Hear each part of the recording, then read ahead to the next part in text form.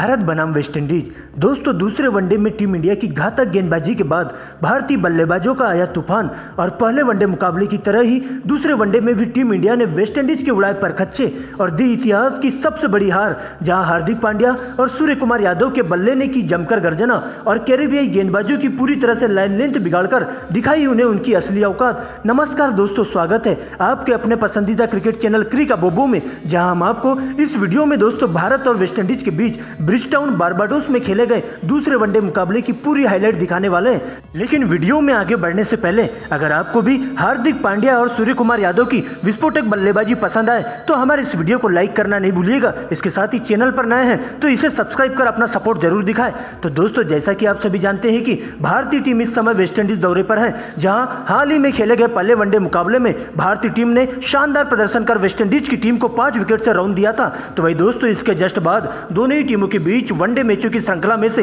दूसरा सांस थमा देने वाला ब्लॉकबस्टर रोमांचक वनडे मुकाबला हाल ही में शाम 7 बजे वेस्टइंडीज के खूबसूरत से शहर ब्रिजटाउन बारबाडोस में खेला गया। दोस्तों, जहां पहले वनडे मुकाबले को जीतकर टीम इंडिया के हौसले 7वें आसमान पर थे, तो वही दोस्तों कैरेबियाई टीम पहले वनडे में मिली हार का बदला दूसरे वनडे में लेने के इरादे से उतरी थी, जहां दोस्तों भारतीय टीम की कमान रोहित शर्मा के कंधों पर सौंपी गई थी। तो वही दोस्तों वेस्टइंडीज के लिए कप्तानी का दारोमदार साई होप के कंधों पर सौंपा गया था। दोस्तों, इसके बाद शाम 7 बजे से मुकाबले की शुरुआत होती है। सिक्का उछाला जाता है और सीधा वेस्टइंडीज के कप्तान साई होप के पक्ष में जाकर गिरता है, जहां साई होप टॉस जीतकर पहले बल्लेबाजी करना पसंद करते हैं। तो वही दोस्तों भारतीय टीम को पहले गेंदबाजी करने का न्योता दिया जाता है। दोस्तों, इसके बाद वेस्टइंडीज की ओर से पारी की शुरुआत करने टीम के 2 दिग्गज ओपनर बल्लेबाज ब्रेंडन किंग और काइल मेयर्स क्रीज पर आते हैं, जिनके कंधों पर टीम को ठोस शुरुआत देने की जिम्मेदारी होती है। तो वही दोस्तों टीम इंडिया के लिए पारी का पहला ओवर और अपने कोटे का पहला ओवर लेकर बिहार के लाल भारतीय टीम के तेज तर्रार गेंदबाज मुकेश कुमार की एंट्री होती है,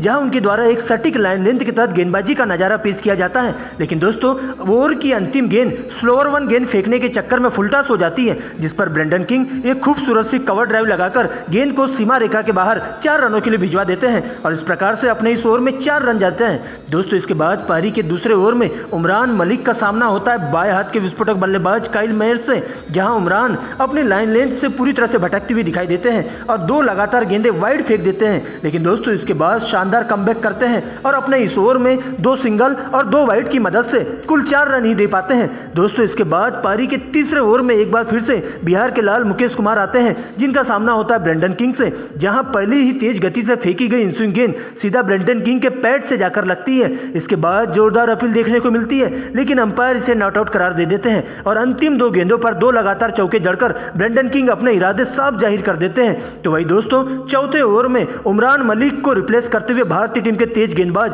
हार्दिक पांड्या की एंट्री होती है, जहां पर मेयर्स पहली 3 गेंदों पर 3 लगातार चौके जड़कर हार्दिक पांड्या की पूरी तरह से लाइन लेंथ बिगाड़कर रख देते हैं और इस प्रकार से दोनों ही सलामी बल्लेबाज आगे भी इसी लाइन में बल्लेबाजी करना जारी रखते हैं और टीम के स्कोर को पहले 10 ओवर के खेल में बिना विकेट खोए 60 रनों तक पहुंचा देते हैं। दोस्तों, इस बढ़ती हुई साझेदारी को तोड़ने सबसे पहले कप्तान रोहित शर्मा अपने स्पिनर गेंदबाजों के पास जाते हैं और जिसमें से सबसे पहले अपने पिटारे में से 11वें ओवर की कमान भारतीय टीम के स्पिन के जादूगर कुलदीप यादव को थमा देते हैं, जहां पर कुलदीप यादव 6 की 6 गेंदें बड़ी ही चतुराई से करते हैं, जिसमें 6 सिंगल की मदद से अपने इस ओवर में कुल 6 रन ही दे पाते हैं। लेकिन दोस्तों, इसके बाद वेस्टइंडीज के लिए काल बनकर आते हैं सर जडेजा, जहां 12वें ओवर की पहली ही गेंद पर टीम इंडिया के लिए खतरा बन रहे काइल मेयर्स को एक बेहतरीन सी डिलीवरी पटककर 36 रनों के निजी स्कोर पर सीधा LBW आउट कर देते हैं। तो वही दोस्तों इसी ओवर की अंतिम गेंद पर कैची मार्ची को एक बेहतरीन डिलीवरी पटककर बिना खाता खोले ही पवेलियन का रास्ता दिखा देते हैं और उन्हें कॉटन बोल्ड कर देते हैं और इस तरह से सर जडेजा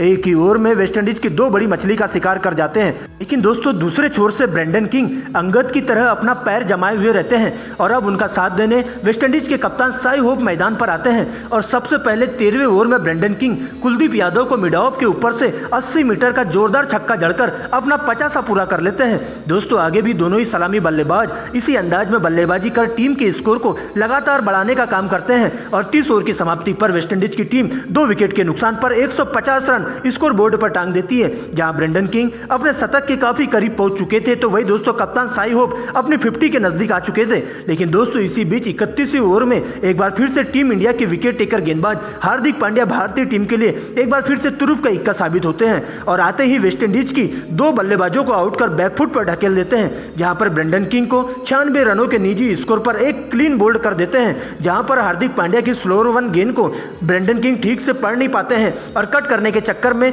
गेंद बल्ले का अंदरूनी किनारा लेते हुए सीधा स्टंप पर जा लगती है और इस प्रकार से ब्रेंडन किंग एक बार फिर से नर्वस 90 का शिकार हो जाते हैं। तो वही दोस्तों इसी ओवर की अंतिम गेंद पर सिमरन हेटमार कवर पर खड़े विराट कोहली को एक शानदार कैच दे बैठते हैं। इस प्रकार से बिना खाता कोहली पवेलियन का रास्ता नाप लेते हैं। लेकिन दोस्तों दूसरे छोर से कप्तान साई होप अपना सिक्का जमाए रखते हैं और उनका साथ देने इस बार रोमन पॉवेल आते हैं और शार्दुल ठाकुर के अगले ओवर में साई होप खूबसूरत सी कवर ड्राइव लगाकर अपनी 50 पूरी कर लेते हैं और इस प्रकार से सिंगल डबल करते करते दोनों ही बल्लेबाज टीम के स्कोर को 40 ओवर की समाप्ति पर 240 रनों के पार पहुंचा देते हैं। लेकिन दोस्तों इसके बाद 41वें ओवर में साई होप का विकराल रूप देखने को मिलता है, जहां पर उमरान मलिक को टारगेट करते हुए 3 गेंदों पर लगातार 3 चौके जड़कर मात्र 89 गेंदों में 6 चौके और उतने ही छक्कों की मदद से अपना शतक पूरा कर लेते हैं। तो वही दोस्तों कुलदीप यादव के अगले ओवर में रोमन पॉवेल भी अपने हाथ खोलते हुए दिखाई देते हैं और T20 अंदाज में बल्लेबाजी कर लगातार 3 छक्के जड़ देते हैं और इस प्रकार से मात्र 36 गेंदों में ही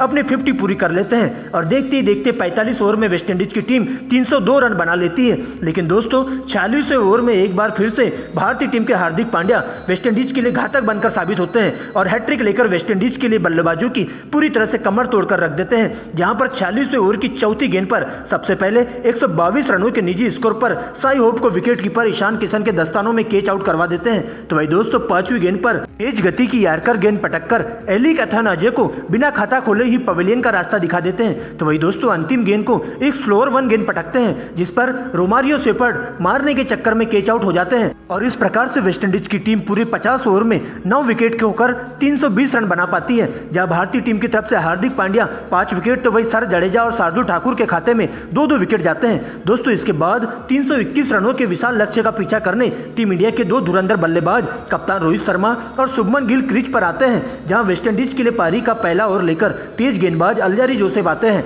और पहली ही गेंद से कप्तान रोहित शर्मा का विस्फोटक अंदाज देखने को मिलता है, जहां पर अल्जारी जोसेफ को 1 छक्का और 2 चौके जड़कर इस ओवर में 14 रन कूट देते हैं। तो वही दोस्तों अगले ओवर में शुभमन गिल का सामना होता है वेस्टइंडीज के तेज गेंदबाज ओसेन थॉमस से और पहली ही गेंद पर शुभमन गिल को कप्तान साई होप द्वारा जीवन दान मिल जाता है, जहां थॉमस की तेज बाउंसर गेंद शुभमन गिल के बल्ले का बाहरी किनारा लेते हुए सीधा साई होप के दस्तानों में चली जाती है। लेकिन साई होप द्वारा ठीक से बैलेंस नहीं कर पाने के चक्कर में गेंद उनके हाथ से फिसल जाती है। लेकिन दोस्तों इसी ओवर की अंतिम 2 गेंदों पर 2 करारे चौके जड़कर शुभमन गिल मिले जीवन दान का भरपूर फायदा उठाते हैं और दोस्तों इसी लय में ताबड़तोड़ अंदाज में बल्लेबाजी करते हुए दोनों ही सलामी बल्लेबाज 10 ओवर की समाप्ति के बाद टीम इंडिया के स्कोर को बिना विकेट खोए 65 रनों तक पहुंचा देते हैं और देखते ही देखते दोनों ही सलामी बल्लेबाज टीम के स्कोर को इसी अंदाज में आगे ढकेलते जाते हैं। लेकिन 11वें ओवर में टीम इंडिया के ताबूत में कील ठोकने वेस्टइंडीज के बाएं हाथ के स्पिनर गेंदबाज एनिक की एंट्री होती है और एक ही ओवर में लगातार 3 विकेट लेकर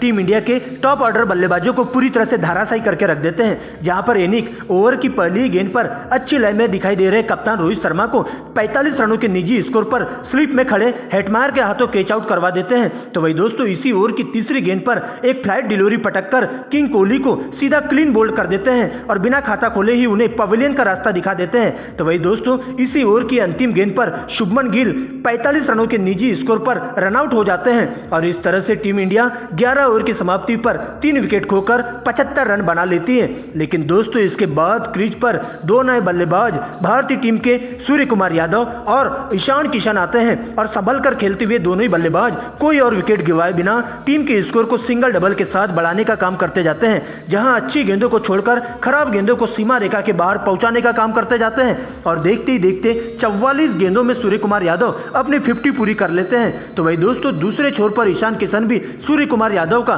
बेहतरीन तरीके से साथ देते चलते हैं और इस प्रकार से 25 ओवर की समाप्ति के बाद टीम इंडिया 3 विकेट के नुकसान पर 138 रन स्कोर बोर्ड पर टांग देती है। लेकिन दोस्तों लगातार बढ़ रहे स्ट्राइक रेट को देखते हुए सूर्य कुमार यादव अपने हाथ खोलते हुए दिखाई देते हैं और काइल मेयर्स के अगले ही ओवर में 2 छक्के और 2 चौके जड़कर 20 रन कूट देते हैं। तो वही दोस्तों अगले ओवर में ईशान किशन भी बहती गंगा में हाथ धोते हुए दिखाई देते हैं और इनिंग को लगातार 3 चौके जड़कर 57 गेंदों में अपना 50 पूरा कर लेते हैं। लेकिन दोस्तों अगली ही गेंद पर एक और बड़ा शॉट मारने के चक्कर में ईशान किशन सीमा रेखा के पास कैच आउट हो जाते हैं, जिसके बाद सूर्य कुमार यादव का साथ देने भारतीय टीम के विस्फोटक बल्लेबाज हार्दिक पांड्या की एंट्री होती है और आते ही दोनों ही बल्लेबाज शानदार तरीके से बल्लेबाजी कर टीम के स्कोर को आगे बढ़ाते हैं और 26 गेंदों में ही 50 रनों की अटूट साझेदारी पूरी कर लेते हैं और इस प्रकार से 45 ओवर की समाप्ति के बाद टीम इंडिया 4 विकेट खोकर 259 रन बना लेती है। यहां से दोस्तों टीम इंडिया को अगली 30 गेंदों में जीत के लिए 62 रनों की दरकार होती है और सबसे पहले सूर्य कुमार यादव 46वें ओवर में वेस्टइंडीज के तेज गेंदबाज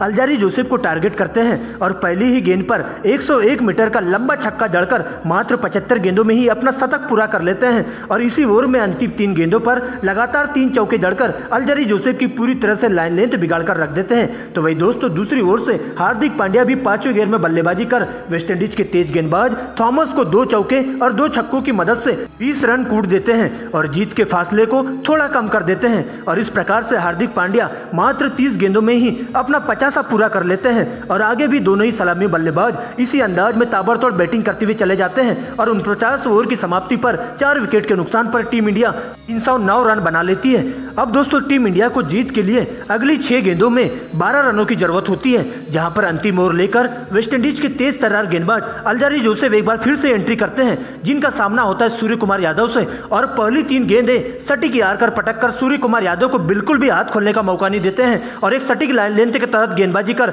सूर्य कुमार यादव को बांध कर रखते हैं। लेकिन दोस्तों इसी बीच सूर्य कुमार यादव अपना बल्ला बदलते हैं और अगली 3 गेंदों पर लगातार 3 कवर ड्राइव की मदद से 3 चौके जड़ देते हैं और इस प्रकार से लगभग हार चुके मुकाबले को टीम इंडिया को 6 विकेट से इस मुकाबले में जीत हासिल करवा देते हैं और इस प्रकार से नामुमकिन को मुमकिन कर टीम इंडिया दूसरे वनडे को 6 विकेट से जीतकर सीरीज को 2-0 से अपने नाम कर लेती है, जहां पर सूर्य कुमार यादव 136 रन तो वही हार्दिक पांड्या 52 रन बनाकर नाबाद रहते हैं।